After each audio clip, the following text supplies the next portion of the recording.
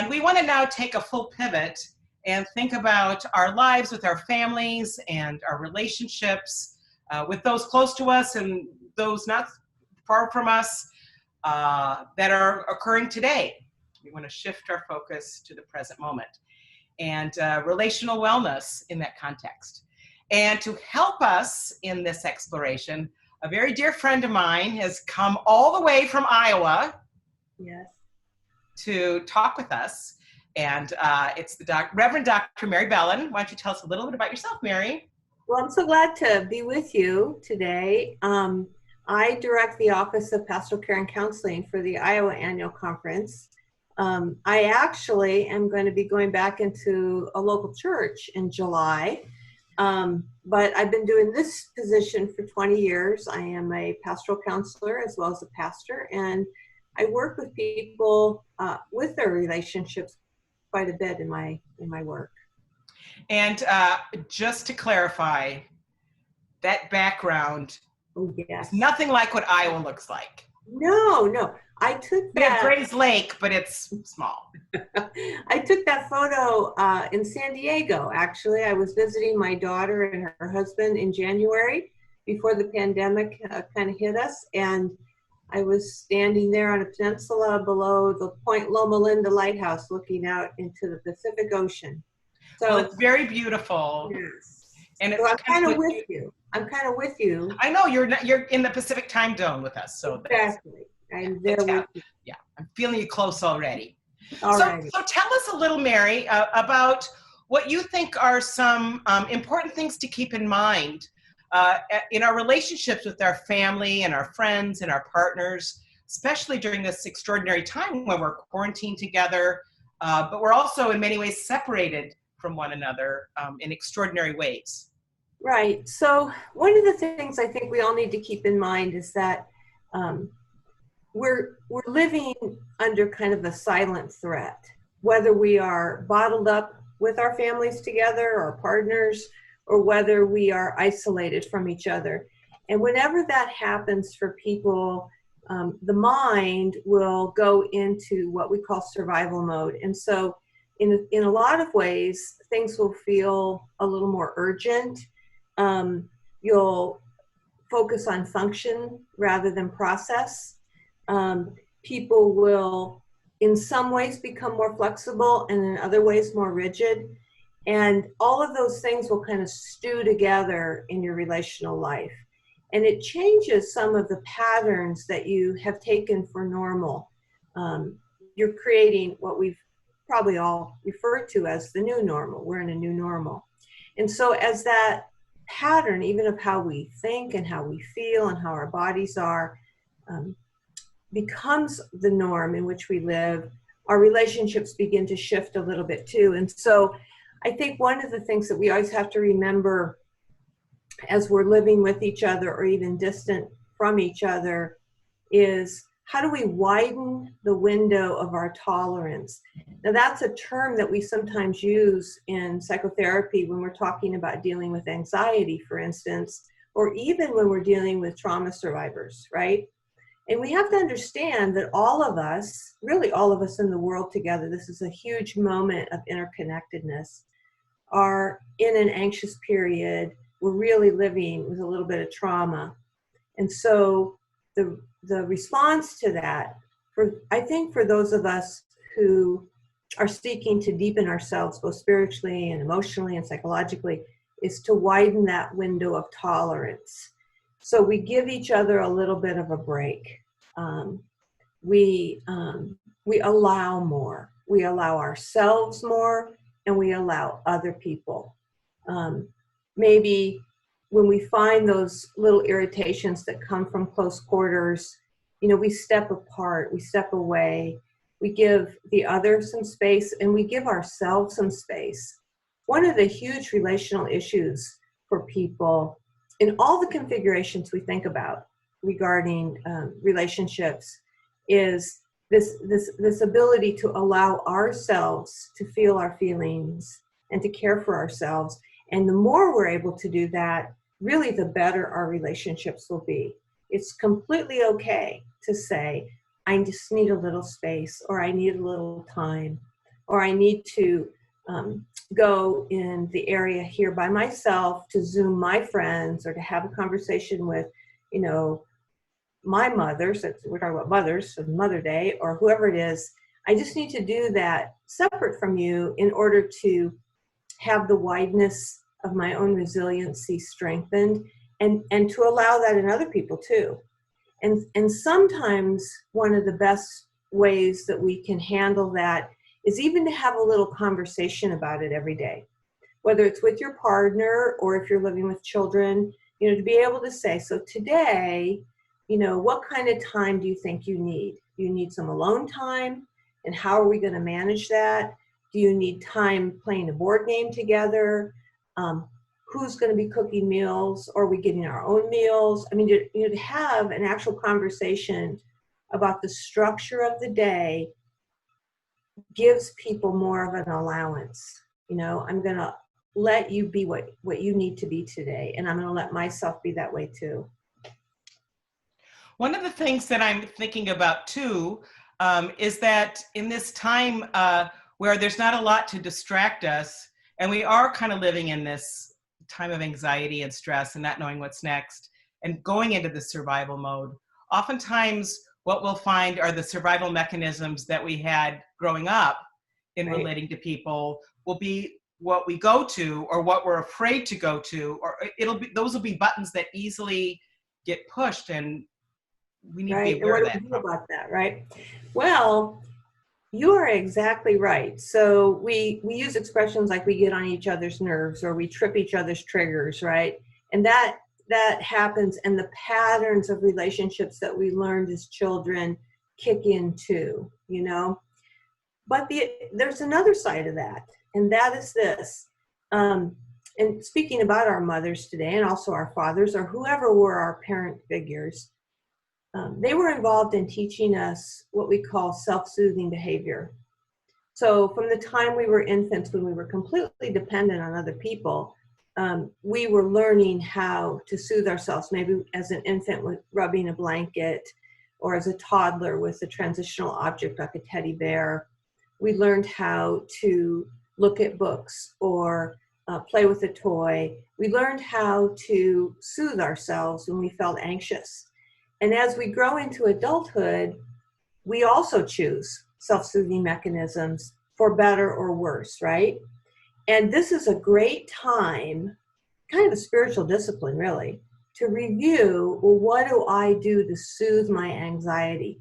Because to the extent that you do that you are practicing good self-soothing behaviors, you will be less, remember use the word irritating to other people.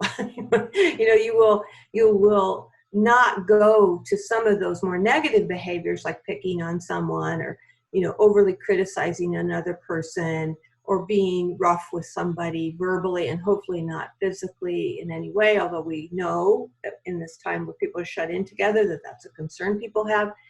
And so the more you examine and practice what are good self-soothing behaviors for you, the less likely you will act out in those more negative ways. But I do want to add something here. There's always the possibility of acting in.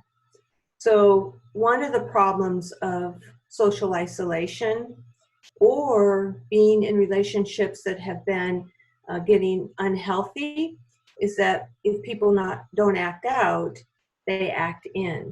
And those kind of symptoms are like depression, or low self-esteem, or rumination on things that cause sort of self-loathing even. And that's called acting in instead of acting out. So we want to practice ways to soothe ourselves where we're neither acting out nor acting in, you know? So this is like holding ourselves. How do we hold ourselves, and how do we hold our relationships? It's beautiful, and it's really helpful to think about.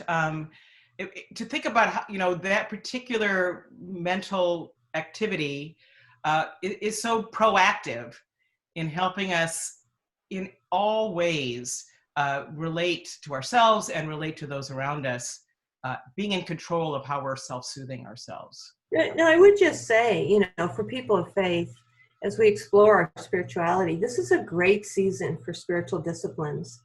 And I like to mention Henry Nouwen. He's not with us any longer, but he was a great person who wrote a lot about spirituality, and he wrote about spiritual disciplines. And what he said was, a spiritual discipline is anything that we engage in which brings us alive. Isn't that beautiful? Mm-hmm. So, we can think about like the traditional spiritual disciplines that are named, but we can also just think about what are those practices, whether it's meditation or breathing or exercise, playing music, or what is it that creates aliveness in my soul? And I think this is a real season to go to those practices to strengthen our ability to hold ourselves and other people. That's wonderful. Thank you. And that kind of moves us into the Bible verse that we've been looking at this week. It's from Paul's letter to the Colossians, chapter 3, verse 13. And I'll read that now. And it's part of Paul's teaching about how we're to get along with one another. And he says, bear with one another, and if anyone has a complaint against another, forgive each other, just as the Lord has forgiven you. So you must also forgive. Right. What do these practices say to you? What do they say to us in this particular extraordinary time? Well, one of the reasons I love that passage is because I love the word bear with one another. So when you think about Mother's Day. Yes. Isn't that fantastic? So, I mean, you think of the word to bear or bearing, and there's like so much, right? So we are born and we bear people, and then when you think about that language, I mean, I hope those who are listening can go there. Sometimes we say, I just don't know how I'm going to bear it, or I can't bear this another minute. So it's this language that's talking about how do we hold each other? How do we bear love? Especially when it's hard. Like exactly. bearing experiences and bearing relationships and moments that are like we don't want to be doing it, but we're going to hold it. Right? Yeah. That's kind of what we're talking about. And out of that bearing, I mean, I think the reason that the writer used that language is because out of that bearing, things are born, that something new happens. And I think it's this extraordinary opportunity for us to have something new happen for us, that we become enlarged inside of ourselves. We become more than what we were. That our relationships can become more than what they were. And in what is sometimes the paradox, when we bear something, sometimes it does feel very painful. But if we attend to that, if we even focus, even like on the little irritation, and just kind of attend to that and notice that, I mean, it can tell us things about ourselves, like why do we feel irritated? Where has that come from? What is it in myself that is in need? It tells me to pay attention to something in me too. And I think we're very quick sometimes to blame or to put it on someone else, but maybe that experience is helping me if I listen to it, I know I find in myself oftentimes the things that drive me crazy in other people, they're actually things, they're a reflection of what drives me crazy about myself. And I don't, kind of refractive way, but if I really look at what that is, I can learn a lot about what's going on in me that I need to work on. It's so true. Very informative. And I think that to bear with one another in love is to help us be authentic. So I think it's paired with the forgiveness theme, by the way. I just want to mention that. Yes. Because, see, I don't think that we need to forgive the fact that each one of us is a little incomplete, right? We don't need to forgive that we are people who have foibles and who do things that may be irritating, right? But as we bear with each other in love, we can like practice these little forgivenesses, you know? We can forgive someone for irritating us or that we've been irritating. And I think it leads us into the big world of empathy, right? And when sometimes we're called upon to forgive bigger wounds and bigger hurts and bigger injuries. And I think it's like we're on a practice field with each other all the time. Because as you know, as we journey through life, there are going to be the moments when we're asked to forgive in big ways. And I think this way of loving with each other helps us be ready when we have to do it in a large way.